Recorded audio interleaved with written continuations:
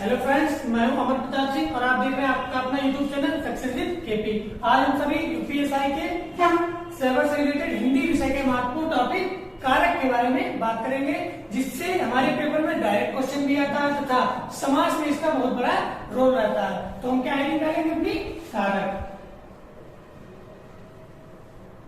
अब बात सबसे पहले आती है कारक किसे कहते हैं। तो कारक संज्ञा अथवा सर्वनाम का वह रूप जिससे एक वाक्य के अंदर किसी शब्द से मुख्यतः क्रिया के साथ संबंध स्थापित करे, वही कारक चिन्ह कहलाता है। अर्थात कहने का मतलब है कि संज्ञा अथवा सर्वनाम अपना संबंध जिस एक अलग शब्द से बताए, मुख्यतः क्रिया के साथ, वही संबंध बताने वाले चिन्हों को कारक कहते हैं। जैसे एग्जाम्पल में देखते हैं, राम ने रावण को बाण से मारा। हमारा वाक्य लिखा है, राम ने रावण को बाण से मारा। अब इस वाक्य में अगर इन कारक चिन्हों को हम नहीं लगाएंगे, तो अगर इन चिन्हों को हटा दें यहां से, तो आप देखिए आपका अर्थ नहीं निकल सकता है। राम रावण बाण मारा, तो किसने किसको मारा नहीं बता सकते हैं। इसीलिए इस अर्थ को स्पष्ट करने के लिए ही हमारे कारक चिन्हों का उपयोग किया जाता है। राम ने रावण को बाण से मारा, और यही हमारे कारक चिन्ह कहलाते हैं। अब हम देखेंगे कि हमारे कारक चिन्हों की संख्या कितनी होती है। तो संस्कृत के एक महान विद्वान कतिपय महोदय ने कारक चिन्हों की संख्या संस्कृत की अपेक्षा 6 बताई है। क्योंकि संस्कृत में कारक चिन्हों की संख्या 6 है, तो उन्होंने भी हिंदी में भी कारक चिन्हों की संख्या 6 ही बताई है। लेकिन हमारे प्रथा चली आ रही है जिसे कारक चिन्हों की संख्या 8 ही है। तो हमारे इस समय हिंदी में कारक चिन्हों की संख्या कितनी है? 8। तो हम एक एक करके पहले सभी कारक चिन्ह, विभक्ति तथा उनका सिंबल देख लेते हैं। अब बात आती है, सबसे पहले बात आती है विभक्ति किसे कहते हैं। संज्ञा अथवा सर्वनाम में प्रत्यय लगाकर जब अर्थ स्पष्ट किया जाता है, उसी प्रत्यय को ही विभक्ति कहते हैं। ठीक, तो अब हम देखते हैं कि हमारे कारक चिन्हों की टोटल संख्या 8 है, तो कौन कौन से चिन्ह उनमें लगे होते हैं। तो सबसे पहले कारक चिन्ह टोटल होते कौन कौन से। तो एक तरफ हेडिंग क्या बनेगी? विभक्ति, बीच में कारक तथा एक तरफ क्या डालेंगे? चिन्ह। ठीक, हमारी विभक्ति कौन सी होती है? प्रथमा। तो प्रथमा विभक्ति में कौन सा आएगा? सबसे पहले व्यक्ति कार्य करता है, तो कार्य करने वाले को क्या बोलते हैं? कर्ता। तो कर्ता के साथ कौन सी चिन्ह आता है? कर्ता ने। दूसरा क्या आता है? द्वितीय। फिर कर्म, कर्ता के द्वारा कर्म किया जाता है, तो कर्म के साथ क्या आती है? को। ठीक, या द्वारा भी हो सकता है यहां पे, को या के द्वारा। ये दो चिन्ह लग सकते हैं, कर्म को या कर्म के द्वारा। ठीक, ये यहाँ पे को ज्यादा अच्छा रहेगा, खाली को ही रखो। कर्ता ने कर्म को। तीसरी क्या आती है? कर्म से, या इसके साथ आएगा द्वारा। कर्ता ने कर्म को कर्म से या द्वारा। चतुर्था क्या आती है? संप्रदान, संप्रदान। कर्ता ने कर्म को कर्म से संप्रदान के लिए या को, या वास्ते, या हेतु, ये सभी चिन्ह इसी में लगेंगे। ठीक, पंचमा क्या आती है? अपादान। अपादान के साथ क्या सिंबल आता है? से। लेकिन ये से बोला से नहीं, यहां पे से का अर्थ होता है अलगाव से। अलगाव अर्थात किससे अलग होना। पंचम के बाद हम अभी क्या षष्ठी देखते हैं। षष्ठी विभक्ति कौन सी होती है? संबंध। संबंध। ठीक, संबंध में कौन कौन से सिंबल होते हैं? का, की, के, रा, री, रे और ना, नी और ने। मतलब किसी का, किसी की, किसी के, मेरा, मेरी, मेरे, अपना, अपनी, अपने, ये संबंध स्थापित करने वाले कारक चिन्ह है। और सप्तमी विभक्ति कौन सी होती है? अधिकरण। अधिकरण का अर्थ होता है सतह। ठीक, इसमें सिंबल कौन से होते हैं? पर या में। हमारी अंतिम तथा अष्टमी ना बोलते, इसको यहाँ पे भी संबोधन ही लिखा जाता है। किसी किसी किताबों में अष्टमी लिखा गया है, लेकिन अष्टमी नहीं, यहाँ पे भी संबोधन और यहाँ पे भी संबोधन। ठीक, इसमें कारक चिन्ह कौन कौन से होते हैं? अरे, अजी, हो, हे, ये सभी कारक चिन्ह इसमें प्रयोग किए जाते हैं। हमारे कुल कारक चिन्हों की संख्या तथा उनके चिन्ह आप सभी ने देखे हैं। ये हमारे ये होते हैं ये। और अगर आपसे पूछ दे कि कर्ता कारक कौन सी विभक्ति का प्रयोग किया जाता है, तो आप बताएंगे प्रथमा। तथा आपसे कोई पूछे करण कारक के साथ किस विभक्ति के कौन से चिन्ह का प्रयोग किया जाता है, तो से। आपसे पूछे कि अपादान कारक के साथ कौन से कारक चिन्ह का प्रयोग किया जाता है, तो से तथा अलगाव के भाव में। ठीक, अब आपसे कोई डायरेक्ट क्वेश्चन पूछे कि कारक चिन्हों की संख्या कितनी, तो 8। यहां तक मुझे लगता है आपको समझ आया। अब हम एक एक करके स्टार्ट करेंगे, एक एक हेडिंग करेंगे, एक एक की परिभाषा बताएंगे तथा एक एक के आपको उदाहरण बताएंगे, जिससे आपको पूरा क्लियर हो जाएगा। अगर आपको वीडियो अच्छी लग रही हो तो लाइक करें तथा चैनल पर पहली बार हो तो सब्सक्राइब करें।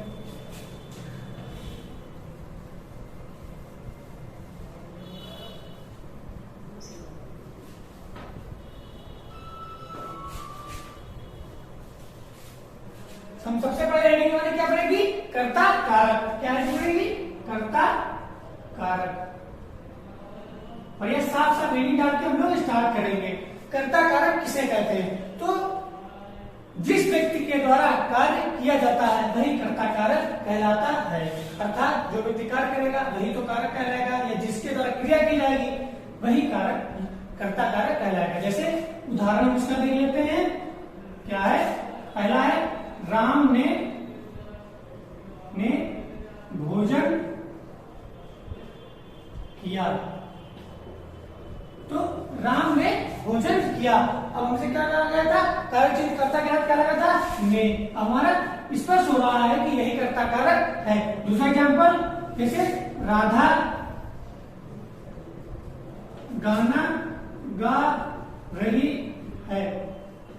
कुछ हमारे ऐसे वाक्य होते हैं जिसमें कारक चिन्ह छुपे होते हैं, लेकिन हमें अपने भाव के अनुरूप उनको बताना पड़ेगा कि कारक चिन्ह इसमें कौन सा प्रयोग है। तो इस वाक्य में आप देख सकते हैं एक क्रिया हो रही है और सिर्फ इसमें दिया कौन गया है? कर्ता।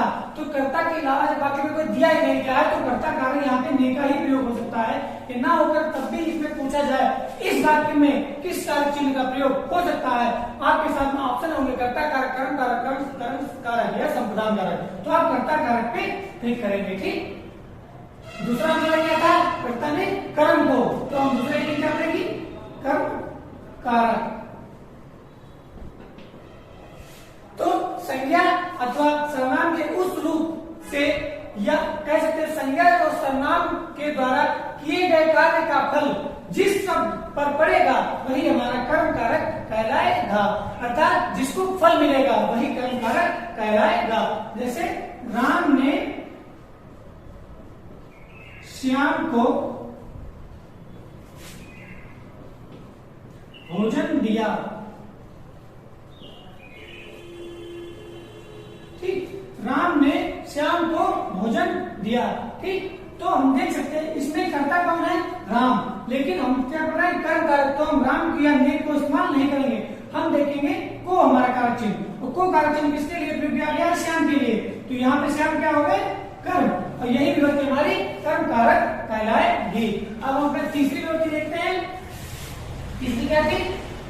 करण कारक। तीसरी हेडिंग हमारी क्या पड़ी थी? करण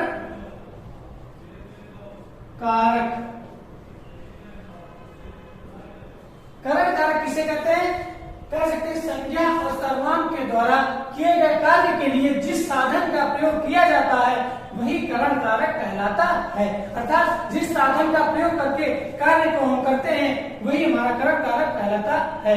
जैसे उदाहरण में आपको देखना है। पहला देखिए, राधा ने सीमा को डंडे से मारा।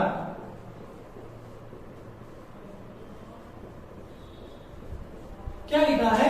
राधा ने सीमा को डंडे से मारा। तो ये हो गए कर्ता, ये हो गए कर्म। कर्ता के साथ ने आ चुका है, कर्म भी आप पढ़ सकते हैं, को आ चुका है। हम पढ़ क्या रहे? करण कारक। तो करण कारक सिंबल क्या था? से, और से हमारा रहा ये।